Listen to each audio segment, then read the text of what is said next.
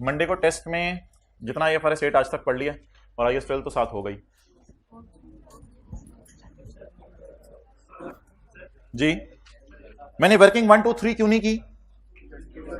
लिखें, वर्किंग 1 2 3 इसलिए नहीं की कि नोट 37 और 37.1 नहीं बनाना था, बल्कि लिखें वर्किंग 1 2 3 इसलिए नहीं की कि सेगमेंट एनालिसिस और रिकॉन्सिलिएशन नहीं बनानी थी।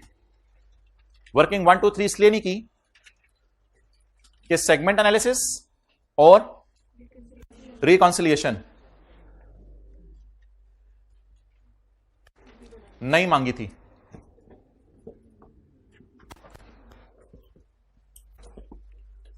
जी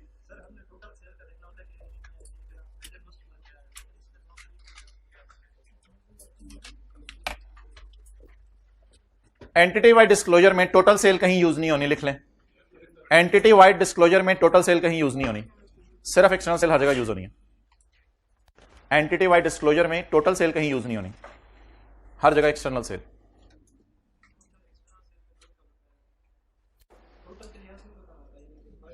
नहीं, ये entity wide disclosure external sale का बनता है, टोटल का नहीं बनता।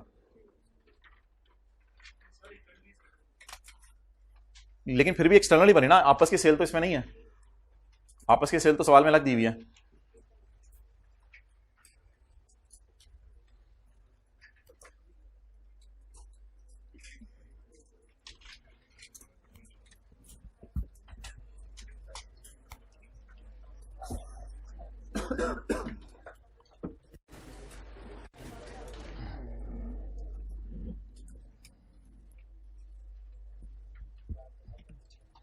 एंटिटी वाइड डिस्क्लोजर्स, किताब का page number 509, para 32 to 34 apply to all entities subject to this IFRS including those entities that have जिनका सिंगल रिपोर्टेबल सेगमेंट है, उन्होंने भी ये लगाना है। वो कल लगा के दिखाया था एक केबल्स वाली कंपनी पे, तो केबल्स वाली कंपनी ऊपर लिख लें। और पेज कौन सा था किताब का? पेज नंबर 105 और कल वाले नोट्स में अटैच भी कर दिया था वो पेज। केबल्स वाली कंपनी ने कल कैसे बनाए थे एंटिटी वाइड डिस्क्लोजर? उन बेचारों का रिपोर्टेबल सेगमेंट ही कितने थे?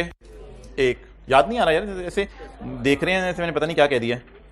ये देखें, ये देखें, सिर्फ हमने सेल का डेटा दे दिया था, एक्सटर्नल सेल का country wise. Non current asset किसी और कंट्री में पड़े ही नहीं हुए थे और हमारा कोई मेजर कस्टमर था ही नहीं। तो ये किस ऑर्गेनाइजेशन के डिस्क्लोजर्स हैं? जिसके एक से ज्यादा सेगमेंट है या एक ही सेगमेंट है? एक ही सेगमेंट। अच्छा जी, revenue from external customer and non current asset attributed to country of domicile and all foreign countries. Revenue and non current asset attributable to country of domicile and all other countries. An entity disclose the extent of its reliance on if revenue from a single external customer amount to 10% or more of the total external revenue. The total revenue from each such customers. What is the total revenue from each such customers? 349. The segments reporting the revenues. सवाल ने बताया नहीं हुआ। From फलां segment. An entity need not disclose the identity of a major customer. तो बता दें जी, reportable segment के कितने डिस्क्लोजर होते हैं? 2, 37 और 37.1। और एंटिटी वाइड डिस्क्लोजर्स कितने होते हैं? 3 होते हैं। पास पेपर का सवाल, क्वेश्चन नंबर 2।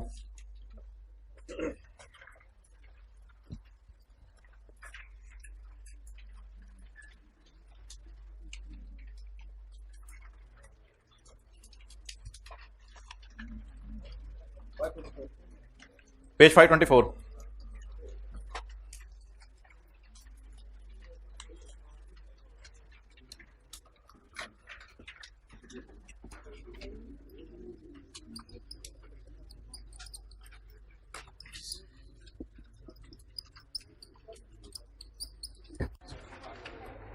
अच्छा, ये कौन कौन से डिस्क्लोजर होते हैं? सेगमेंट एनालिसिस, वो जो कल के बना रहे हैं, रिकॉन्सिलिएशन, ये तकरीबन सारे डिस्क्लोजर कवर हो गए। सवाल की रिक्वायरमेंट, लिस्ट द एरर्स और भूल इन द अबव डिस्क्लोजर। दोबारा डिस्क्लोजर नहीं बनाना, डिस्क्लोजर नहीं बताना, इसमें गलतियां बतानी है और दूसरा, इसमें अगर कोई चीज भूल गए हैं तो वो बतानी है। Roshni limited is a listed company, तो क्या इस पे IFRS 8 लगेगा? बिल्कुल, इस पे IFRS 8 लगेगा। अगर मैं बोलता ना तो कुछ लोगों ने सोचना नहीं था, उधर जाना था ऐसे ही, तो इस पे IFRS 8 लगेगा। It is a listed company. Roshni is a listed company and is engaged in the manufacturing of textile products. RL generates 30% of its revenue from exports to middle east. Middle east को export करके 30% revenue अपना कमा रही है, जिसमें से 60% middle east के अंदर एक बंदा है हकीम। तो हकीम साहब को जो है वो मिडल ईस्ट की सेल का 60% बेचा जा रहा है।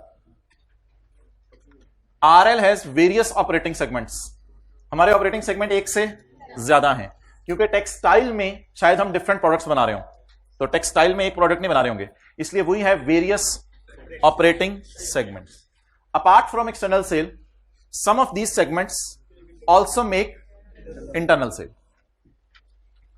ये वाली लाइन और ये वाली लाइन, इन दोनों में फर्क बताएं। इस डब्बे के ऊपर लाइन और नीचे वाली लाइन।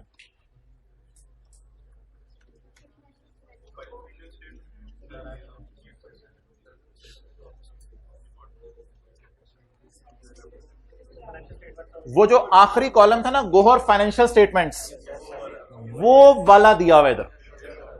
वो जो आखिरी कॉलम नहीं था गोहर फाइनेंशियल स्टेटमेंट्स, वो वाला कॉलम इसने इधर दिया हुआ हमें, जो हमने कल यहां बनाया था फाइनेंशियल स्टेटमेंट्स, वो वाला कॉलम इसने डायरेक्ट दे दिया हमें। समझ आई बात? कैसे पता चला? Following amounts have been from financial statements. तो बता दें P&L में सिर्फ कौन सी सेल होगी? एक्सटर्नल। P&L में कौन सी सेल होगी? एक्सटर्नल। ये खर्चे आ गए आपके P&L वाले खर्चे, ये प्रॉफिट आ गया आपका, ये आपके एसेट्स आ गए और ये लायबिलिटीज आ गई। आप बता दें ये कौन सी टाइप की फिगर्स हैं? जल्दी बताएं। Gohar financial statement. ये सेल को मैं क्यों एक्सटर्नल सेल कह रहा हूं? कि फाइनेंशियल स्टेटमेंट्स यानी P&L में कौन सी सेल जाती है? External sale. Detailed financial information is reported internally to chief operating decision maker of each segment. CODM को हमारे वेरियस सेगमेंट्स हैं, तो वेरियस सेगमेंट्स की इंफॉर्मेशन CODM को अलग अलग दी जाती है। However, following disclosures on operating segments is prepared for inclusion in note to the financial statements। हमने जो डिस्क्लोजर बनाए हैं, बनाने थे ये सारे बनाने की बजाय हमने छोटी सी यही बना ली, ये बना ली, ये छोटी सी चीज, ये बना लिया। बस इस सब की बजाय हमने ये बना लिया। Spinning, weaving, others, total. External sale, ओ भाईजन केड़े चक्रां च हो तुसी? सवाल कह रहे apart from external sale some of the inter segment make internal sale, और तूने डिस्क्लोजर में इंटरनल सेल नहीं डाली, तूने टोटल सेल भी नहीं डाली। डिस्क्लोजर में तो तीनों चीजें डालनी होती हैं। ऑपरेटिंग एक्सपेंसेस डाल दिया तूने, इंटरेस्ट नेट करके डाल दिया। हमने कहा था इंटरेस्ट इनकम अलग दिखानी है, इंटरेस्ट एक्सपेंस अलग दिखाना है। प्रॉफिट तूने डाल दिया, एसेट्स डाल दिए, लाइबिलिटीज नहीं डाली, डेप्रिसिएशन नहीं डाली, अमोर्टाइजेशन नहीं डाली, और एसोसिएट में इन्वेस्टमेंट्स नहीं डाली, इंपेयरमेंट लॉस नहीं डाला। ये सारी चीजें तूने नहीं डाली इसमें, वो तो सारी डालनी थी। अच्छा जी, क्या कह रहे हो? कौन सा अकाउंटेंट है ये? क्या चीज? अच्छा। Required prepare errors and omissions in the above disclosure. Redrafting of disclosure is not required. Redrafting of disclosure required नहीं है। अच्छा जी, अब आप मुझे बताएं, मैं अगर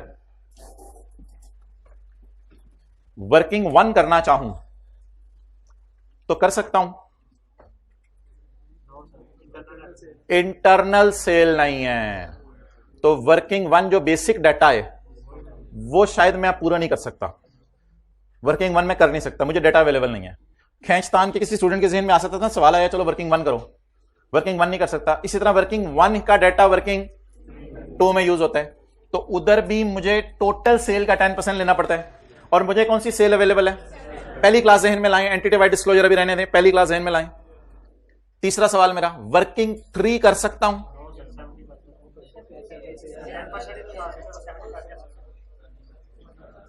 वर्किंग 3 कर सकता हूं, स्पिनिंग, वीविंग,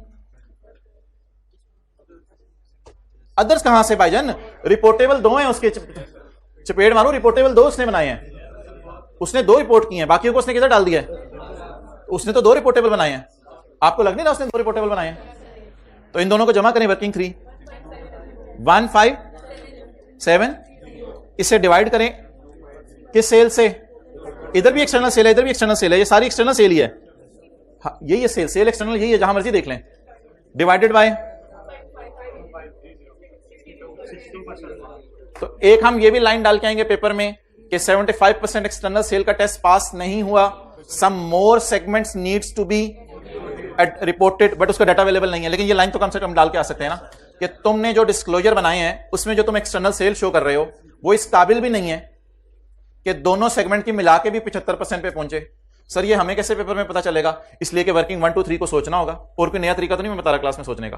वर्किंग 1 2 3 को सोचना होगा। सर इसके बाद वाली चीजें हमें कैसे पता चलेंगी? इसके बाद वाली चीजें मैं बताता हूं कैसे पता चलेंगी। इसके बाद आप सेगमेंट एनालिसिस सोचेंगे और उसमें ढूंढेंगे क्या है क्या नहीं। इसके बाद आप रिकॉन्सिलिएशन सोचेंगे, ढूंढेंगे क्या है क्या नहीं। इसके बाद आप ये वाला डिस्क्लोजर सोचेंगे और ढूंढेंगे क्या है क्या नहीं। इस आसान सी चीज है, ऐसे ना मुंह करके बैठे। इसके बाद आप ये वाली चीज ढूंढेंगे, देखेंगे और देखेंगे ये है या नहीं। इसके बाद आप ये वाली चीज देखेंगे, उधर जाके देखेंगे है या नहीं। तो what should be the thought process जो क्लास में किया था? वर्किंग 1 करने की कोशिश करेंगे, 2 करने की कोशिश करेंगे, 3 करने की कोशिश करेंगे, जितनी हो गई वेल एंड गुड। उसके बाद सेगमेंट एनालिसिस नहीं सोचना है, मैं बनाने को नहीं कह रहा 8 नंबर, ये सोचना है आपने। स्प्लिट ऑफ सेकंड में ये सोचना है रिकॉन्सिलिएशन किस, स्प्लिट ऑफ सेकंड में ये सोचना है, स्प्लिट ऑफ सेकंड में ये सोचना है, सेकंड में ये सोच लेना चले, ये सोचना है। अब सोचना शुरू कर देते हैं, सोचना शुरू कर देते हैं कि क्या क्या चीजें अवेलेबल हैं और क्या क्या चीजें अवेलेबल नहीं है। अच्छा अब हम कर कुछ नहीं सकते, उसको बता देंगे एरर हुई है, उसको ये बता देंगे एरर हुई है। अदर्स में फिर बनाने नहीं चाहिए ना, अदर्स में से कोई एक बड़ा लाके इसको इधर डालना चाहिए था चपेट। अच्छे बच्चे, फिर अदर्स को तो डाल नहीं सकते ना, अदर्स में तो 3 4 पड़े होंगे, पता नहीं कितने पड़े होंगे। तो अदर्स में से कोई निकाल के इधर डाले तो फिर बात बनती है ना, उसको तो डाटा नहीं दिया हुआ, तो बिल्कुल रिलैक्स। अच्छा जी, सबसे पहले मैं चलता हूं, वर्किंग 1 नहीं हो सकती, 2 नहीं हो सकती, 3 करने की कोशिश की, हो गई और एक चीज पता चल गई, देयर इज एन एरर। लिखें जी, पहली चीज लिखें, external sale of weaving and spinning, external sale of weaving and spinning.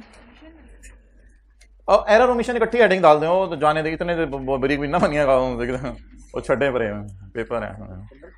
External sale of spinning and weaving है, नहीं बहरहाल मैं बता दूंगा ये एरर है जो ओमिशन है।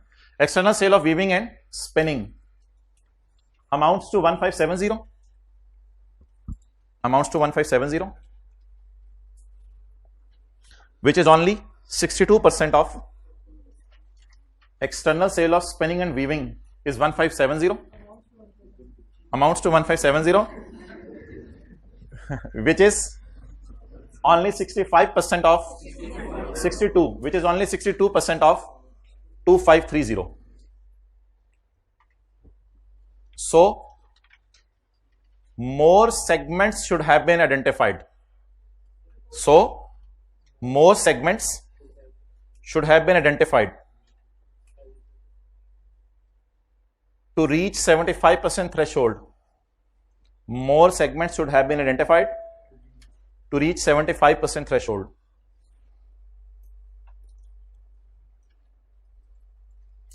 Okay. पहली बात ये होगी। दूसरी बात, बिल्कुल रिलैक्स तसल्ली से बताएं, सेगमेंट एनालिसिस में क्या क्या आता था? External sale, internal sale, total sale, profits, assets, liabilities, depreciation, amortisation, interest income, interest expense, impairment loss. Investment in associate is not a common thing, वो सवालों ने सबने नहीं की होती, और उनके ऊपर जो प्रॉफिट है वो भी कोई जरूरी नहीं। और कोई चीज जहन में आ रही हो, major items of profit and loss, कोई ऑपरेटिंग एक्सपेंसेस वगैरह, income tax expense, income tax expense, ये सारी चीजें हमने पढ़ी थी। ये किस पैरा में पढ़ी थी? पैरा नंबर 23 और 24। चलें जी, लिखना शुरू करते हैं। अब ये चीजें अगर आपको याद हैं, 2 दिन से मैं व्हाइट बोर्ड पर लिख रहा हूं, लिखना शुरू करें। internal sales have not been reported. Internal sales have not been reported. अगली लाइन, टोटल रेवेन्यू, टोटल भी होना चाहिए, 37 नोट्स जहन में लाए, segment analysis, total revenue has not been reported, इंशाल्लाह इधर ही 8 पूरी करा लेनी है। अगली line, liabilities have not been reported. अगली line, liabilities have not been reported. अगली line, interest income and interest expense should have been, interest income and interest expense should have been, अब ये एरर है, ये ओमिशन नहीं है, should have been reported separately.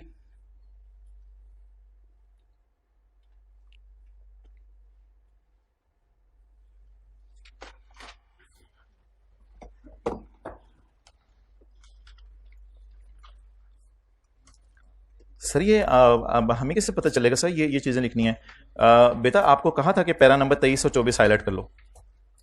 Para number 23 पढ़ा था ना, external customer, internal interest, revenue, interest, depreciation लिख दिया, लिखें depreciation and amortisation have not been reported, depreciation and amortisation have not been reported.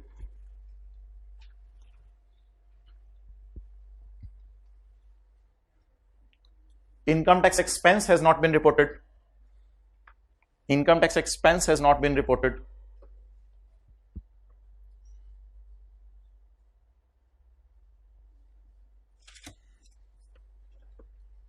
जी, लेकिन आज सवाल कह रहे हैं इंटरनल एक्सटर्नल दोनों कर रहे हैं, उसमें अवेलेबल नहीं थी, आज कह रहे हैं।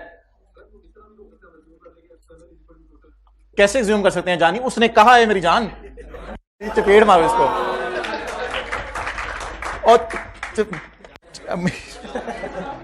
और यार ठहर इसके मुझे मारने दे। और पाइजन, apart from external sale some of this segments make internal sale, तू कह रहे जीरो एज्यूम करें और जाने दें। अच्छा वापस आए, अब ये लिखने की जरूरत नहीं है entities interest in profit of associate, but material non cash item लिखना लिख दें, वो भी कोई जरूरी नहीं है। अच्छा, amount of addition to non current assets is not reported, amount of addition to non current assets is not reported. 8 पूरे हो गए? अच्छा, अभी मेन चीजें रहती हैं। नहीं, ये तो हमने नंबर पूरे करने के लिए अलग अलग लिखी हैं, अभी आगे चलें। अच्छा जी, अब जी रिकॉन्सिलेशंस में आते हैं। रिकॉन्सिलेशन में para number 28, reconciliation, para number 28, reconciliation. ज़बानी बताएं, चलें इधर से देख लें। रेवेन्यू की रिकॉन्सिलेशन देनी होती है, प्रॉफिट्स की, एसेट्स की, लायबिलिटीज की और अदर मटेरियल आइटम्स की।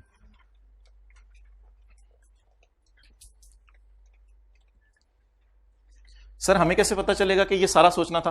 भाईजान सादा सी बात है यार, वर्किंग 1 2 3 हमने सोची और फिर हमने ये वाले डिस्क्लोजर सोचने हैं, ये सोचने हैं, ये सोचने हैं, ये सोचने हैं, ये सोचने हैं, बस तरतीब से सोचना है। और क्या इसके अंदर कमाल है, तरतीब से सोचनी है सारी चीजें। अच्छा, अब मैं रिकॉन्सिलिएशन की तरफ मूव कर रहा हूं। इसने किसी ना किसी तरह रेवेन्यू को रिकंसाइल करा दिया है, लेकिन अगेन उसने आपस का रेवेन्यू कैंसिल करके नहीं रिकंसाइल कराया, लेकिन किसी ना किसी तरह रिकंसाइल करा दिया। हम इससे मुतमईन नहीं है। उसे रिकंसाइल कराने के लिए क्या करना चाहिए था? टोटल रेवेन्यू लिखना चाहिए था, उसमें से इंटरनल माइनस करना चाहिए था। फिर तो रेवेन्यू में भी इसने गड़बड़ की, सही तरह रिकंसाइल नहीं कराया। इंटरसेगमेंट कैंसिल होना चाहिए था, वो लिखा ही नहीं उसने। दूसरा, प्रॉफिट्स उसने किसी ना किसी तरह रिकंसाइल करवा दिए, तो हमें परेशानी वाली बात नहीं। उसके बाद उसने ऑपरेटिंग एक्सपेंसेस किसी ना किसी तरह रिकंसाइल करवा दिए। उसने एसेट्स रिकंसाइल नहीं करवाए, कोई ना कोई गड़बड़ किया है। हेड ऑफिस के एसेट भूला होगा, जो भी भूल है, उसने एसेट्स रिकंसाइल नहीं करवाए। और उसके बाद लायबिलिटीज तो उसने रिपोर्ट ही नहीं की, तो रिकंसाइल कैसे होनी थी? तो अब रिकॉन्सिलिएशन में 2-3 बातें लिख सकते हैं। कुछ ओमिशंस हैं, कुछ एरर्स हैं। एरर क्या चीज है? रेवेन्यू में भी एरर है। रेवेन्यू में आपस का सेगमेंट कैंसिल होना चाहिए था ना, आपस की सेल। वो कहां कैंसिल हो रही है आपस की सेल? और दूसरी बात, अब आपके जहन में वो पिक्चर है जो मैंने इधर बनाई थी सुबह आते ही, ये वाली पिक्चर है जहन में, इस पिक्चर को सामने रख के सोच रहे हैं। और आपस का प्रॉफिट भी कैंसिल नहीं हुआ, ये सारी चीजें भी लिख सकते हैं। कि आपस का प्रॉफिट भी कैंसिल नहीं हुआ। तो लिखें रिकॉन्सिलिएशन के बारे में। एक्सपेंसेस उसने करा दिए रिकंसाइल, शायद उसने हेड ऑफिस के भी डाल दिए खर्चे, डालने चाहिए थे। ये लिखो, कोई मसला नहीं, लिखें, लिखना शुरू करें जी। In revenue reconciliation internal sale are not cancelled, are not eliminated. In revenue reconciliation, internal sales are not eliminated.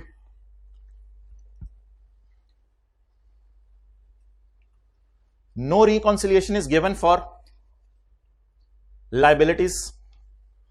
No reconciliation is given for liabilities.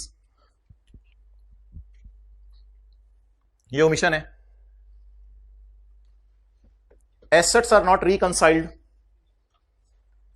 Assets are not reconciled.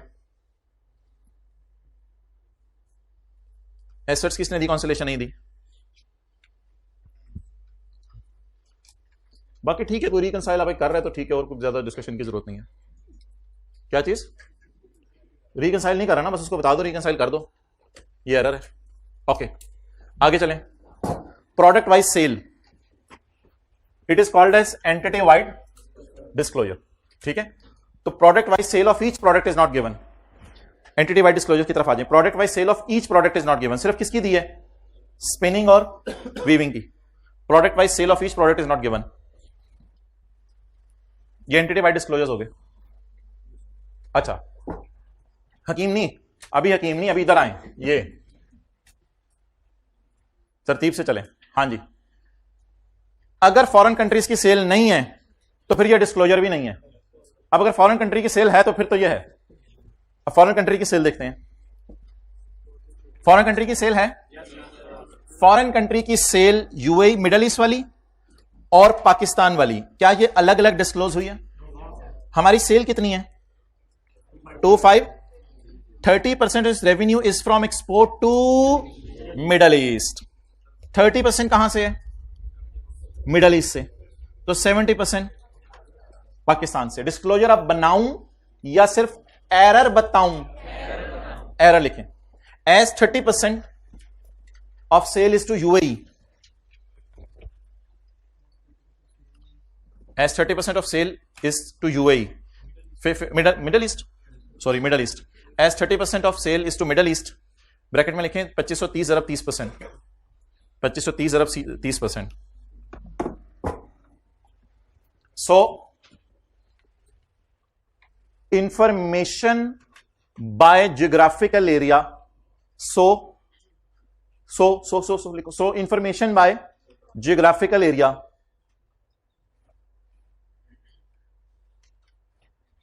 is not given, is not prepared,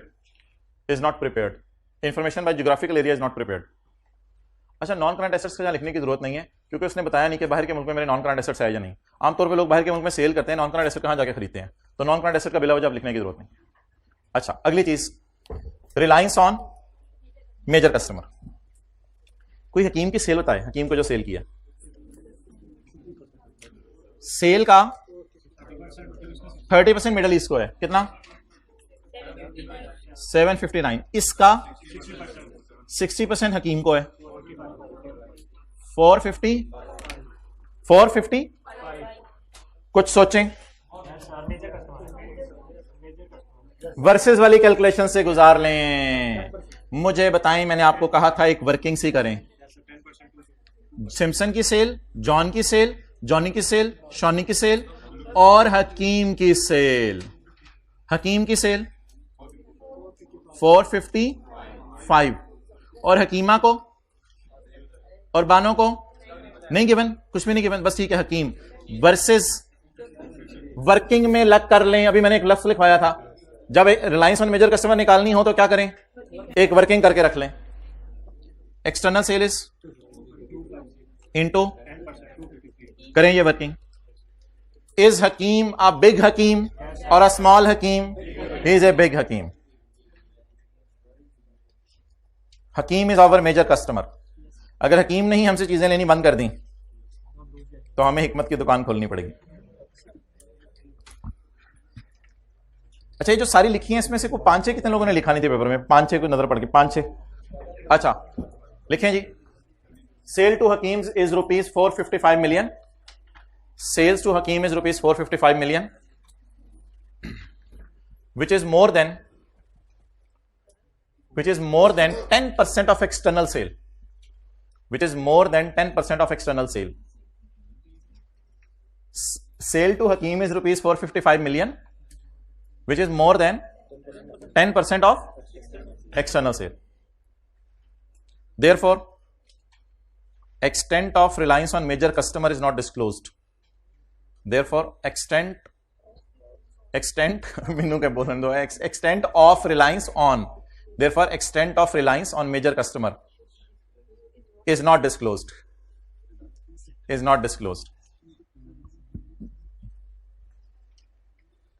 and पे लिखते हैं accountant जरा बाहर आ, जिन्हें disclosure बनाया ना उसको जरा बुलाएं कमरे के बाहर।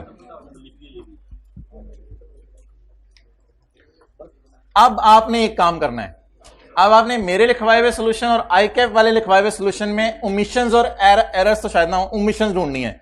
हो सकता है कोई चीज मैंने एक्स्ट्रा लिखवा दी हो लेकिन वो लिखने में कोई हरज नहीं, और हो सकता है कोई चीज आईकैप ने एक्स्ट्रा लिखवा दी हो क्योंकि मैं घर से सोल्यूशन देख के नहीं आया, तो कोई चीज आईकैप ने नहीं लिखवाई हुई तो मैं आपको लिखवा दूंगा। और revenue from transaction with have not been disclosed, segment wise liabilities have not been disclose. ये नोट 37 चल रहा है अभी इसका, ये वाला। Revenue from internal customer not shown, liabilities not disclosed, interest is reported on, rather income and expense need to be disclosed, depreciation and amortization should be, income tax should be, material incomes ये मैंने नहीं लिखवाया, material items of income expenses should be, हालांकि एक material item आ रहा था operating expenses, पता नहीं क्यों लाइन डाली हमने, इसकी जगह एक और लाइन डाली है नॉन करंट एसेट की एडिशन होने की।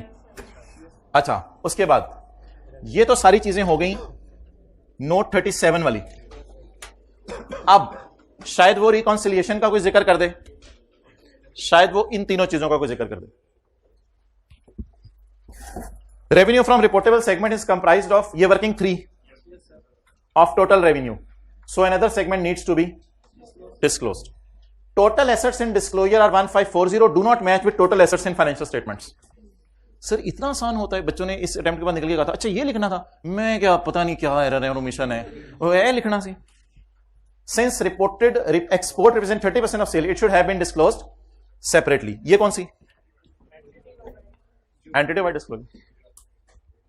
Since Hakim साहब is consist of 60%, 18% सेल हकीम को हो रही है, ये उसने और तरीके से निकाली है, लेकिन हमने रुपीस में निकाली है, रुपीस में निकालिएगा। हकीम को सेल 10% से ज्यादा हो रही है, so it should also be disclosed separately. ये वाला इजी सवाल था या डिस्क्लोजर बनाने वाला इजी सवाल था? ये वाला इजी सवाल था। थोड़ा सा शुरू में आपको स्टार्टिंग में इसलिए मसला आ रहा था कि हमने सवाल ही क्लास में डिस्क्लोजर वाला एक किया, अगली क्लास में एक और डिस्क्लोजर वाला सवाल करेंगे। थोड़ा सा आपको शुरू में मसला इसलिए आ रहा था क्या करने हैं, किधर से लेके चलना है, मैं तो नहीं, मैं एरर ओमिशन ढूंढूं, मैं आज तक अपनी एरर नहीं ढूंढ सका, तो मैं हाँ कोई पैरा है जिसको हम देखते रहें क्या डिस्क्लोज हुआ है क्या नहीं हुआ। पैरा लिखवाना शुरू करें आप लोग, जल्दी जल्दी जल्दी जल्दी। आज आके भाई के मुंह से निकल गया कि मैं स्टैंडर्ड लेना चाहता हूं, ये मैं निकलवाना चाहता था मुंह से। ये कोई पैरा है,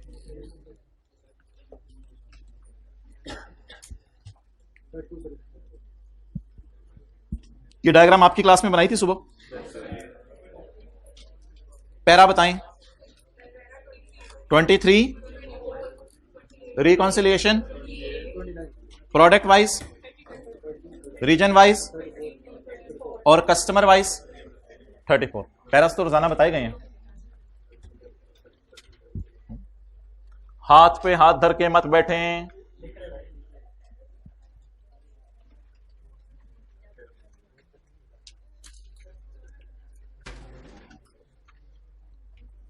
जी कौन सा 60 पेंसिल नंबर का होगा, तेरे क्यों हो छोड़े हैं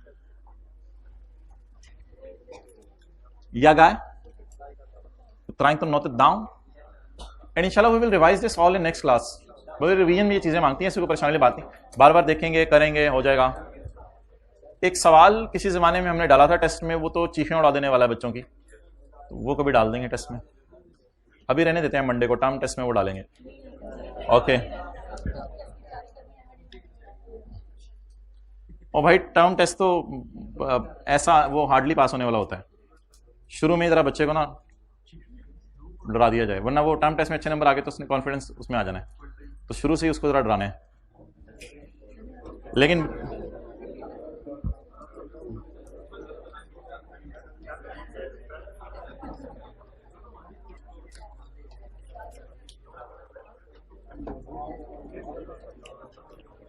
आज IAS 12 की क्लास में, एक मिनट यार इधर देखो, आज IAS 12 की क्लास में हम एक छोटा सा कॉन्सेप्ट और पढ़ेंगे। इधर देखें, इधर इधर इधर, इस साल रेट 30% अगले साल 32 हो गया, ठीक है, ये हमने कॉन्सेप्ट पढ़ा था रेट चेंज वाला। लेकिन हम इस कॉन्सेप्ट को ऐसे पढ़ेंगे कि इस साल 32 है और अगले साल का 32 भी इधर ही पता चल गया। आमतौर पे क्या होता है, हर साल का रेट हमें हर साल अलग पता चलता है, लेकिन हमें कॉन्सेप्ट पढ़ेंगे इस साल रेट 30 है, अगले साल का रेट भी अभी पता चल गया। चलिए इस तरह की कोई बात करेंगे, बाकी एडजस्टमेंट तो सवाल में आसान होंगी, ये एक कॉन्सेप्ट होगा सिर्फ। आप IAS 12 में, यार वो IAS 12 की कुछ बच्चे कह रहे थे जरा दिखा दें समरी, IAS 12 की समरी देखें, पेज 300 पे आके IAS 12 की समरी देखें, पेज 300, ना ना ना ना, पेज 300 निकालो, IAS 12 की समरी प्लीज।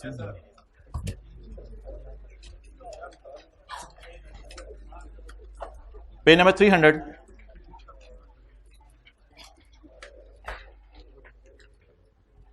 लीज में क्या करते हैं, इंटरेस्ट और डिडक्शन उल्टा के लीज इंस्टॉलमेंट माइनस कर देते हैं, कैरिंग अमाउंट तीनों की आती है, टैक्स बेस, ये लीज की बात होगी। Provision for warranty, provision for gratuity, expense उल्टाकर पेमेंट माइनस करते हैं, कैरिंग अमाउंट आती है tax base 0। Provision for bad debt, bad debt expense उल्टा के return of minus, closing balance आता है लेकिन tax base. Accounting depreciation, accounting gain loss, accounting impairment loss, accounting revaluation gain loss P&L वाला, ये सारा उल्टाकर टैक्स वालों की डेप्रिसिएशन और टैक्स वालों का गेन लॉस रिकॉर्ड होता है। इनिशियल अलाउंस कोई चीज है, किसी दिन पढ़ाऊंगा, नहीं जिन्होंने टैक्स पढ़ा उनको तो शायद पता है, बाकियों को तो बतानी पड़ेगी, ये भी कोई टैक्स डेप्रिसिएशन टाइप की चीज है ये। अच्छा, PP आफ्टर डिडक्टिंग डेप्रिसिएशन और PP की बुक वाली after deducting depreciation as per tax rules. Borrowing cost, borrowing cost में आपको पता है इंटरेस्ट उठा के लेस कर देना होता है, इंटरेस्ट उठा के लेस कर देना होता है, लेकिन लेस करंट टैक्स में लेस कर देना होता है। कैरिंग अमाउंट में इंटरेस्ट नजर आते हैं लेकिन टैक्स वालों की बैलेंस शीट में इंटरेस्ट नजर नहीं आता। अगर टैक्स वाले कैश अकाउंटिंग यूज कर रहे हैं तो रेवेन्यू और एक्सपेंसेस उल्टाकर रिकॉर्ड कर दें कैश, और अगर एक्रूअल अकाउंटिंग यूज कर रहे हैं डू नथिंग। नजर आ रहे हैं मुझे, कौन कौन नहीं देख रहे, और क्लोजिंग बैलेंस आएगा टैक्स बेस 0 क्योंकि कैश अकाउंटिंग है, कैश अकाउंटिंग है, और अगर एक्रूअल अकाउंटिंग है क्लोजिंग बैलेंस दोनों का बराबर आएगा। ओके, अच्छा इसी तरह ये भी एक समरी सी बनी हुई है, तो बहुत भी चीनमिन चीनमिन करते रहते हैं आप लोग, हर वक्त चीनमिन चीनमिन, थक नहीं जाते चीनमिन चीनमिन करके। पेज 290 मेरा नहीं ख्याल इसकी जरूरत है, छोड़ें इसको। अच्छा,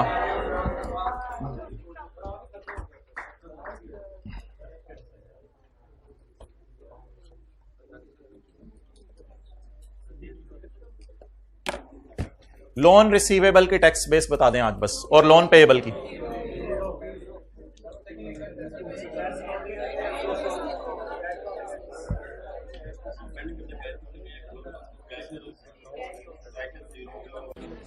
खुदा के लिए मैं इंटरेस्ट रिसीवेबल नहीं पूछ रहा या मैं इंटरेस्ट पेएबल नहीं पूछ रहा, मैं प्रिंसिपल अमाउंट की बात कर रहा हूं। एक बात याद रखिएगा, अगर मैंने बैंक से लोन लिया हुआ है ना, मैंने कुछ खर्चे में डालना है ना लोन वापस करते हुए कुछ खर्चे में डालना है। प्रिंसिपल बात कर रहा हूं, प्रिंसिपल की बात कर रहा हूं। अगर मैंने 100 रुपया बैंक से लोन लिया है, इस पे इंटरेस्ट 10 रुपए देने, वो उसकी बात नहीं कर रहा मैं, प्रिंसिपल अमाउंट की बात कर रहा हूं। अगर मैंने बैंक से लोन लिया 100 रुपया, ना लोन लेते हुए कुछ P&L हिट होगा, करंट टैक्स में तो P&L वाली चीजें जाती है ना लोन लेते हुए कुछ हिट होगा, ना लोन देते हुए कुछ हिट होगा, लेने की entry cash debit, loan credit, वापस करने की एंट्री लोन डेबिट। अब हमने कहा टैक्स वालों से आप क्या पसंद करोगे? टैक्स वालों ने कहा the loan has no tax consequences. उन्होंने कहा लोन के कोई टैक्स कॉन्सिक्वेंसेस तो नहीं होते, यानी अगर आप लोन ले रहे हो तो हम भी इसको लोन पेबल मान लेंगे, वापस कर रहे हो तो हम भी P&L में नहीं डालेंगे। तो इसका मतलब है अगर कभी लोन पेएबल लोन रिसीवेबल के टैक्स बेस मांगे तो इसका मतलब है हम भी इसे पेएबल मान रहे हैं, टैक्स वाले भी पेएबल मान रहे हैं। क्या टैक्स वाले ऐसा तो नहीं कहेंगे हम तुम्हें लोन डिडक्शन के तौर पे माइनस करने देंगे जब तुम वापस करोगे? भाई ये खर्चा पेएबल है या प्रिंसिपल पेएबल है? खर्चा पेएबल पे होता है तो खर्चे में जाता है ना। तो लोन का लेना और वापस करना क्या कभी अकाउंटिंग के टीचर ने P&L में डलवाया? टैक्स वाले भी यही कहते हैं, द लोन का लेना एंड लोन का वापस करना हैज नो टैक्स कॉन्सिक्वेंसेस। आप बताएं इनमें टेम्परेरी डिफरेंस निकाल के डेफर करके टैक्स रिकॉर्ड करें या डिफरेंस निकलने से किसी तरह रोकें? अगर डिफरेंस निकाल लिया तो ये टैक्सेबल या डिडक्टेबल इन फ्यूचर होगा, लेकिन टैक्सेबल डिडक्टेबल चीजें वो होती हैं फ्यूचर में जो करंट टैक्स में जानी है। तो लिखें loan payable and receivable has no tax consequences, loan payable and receivable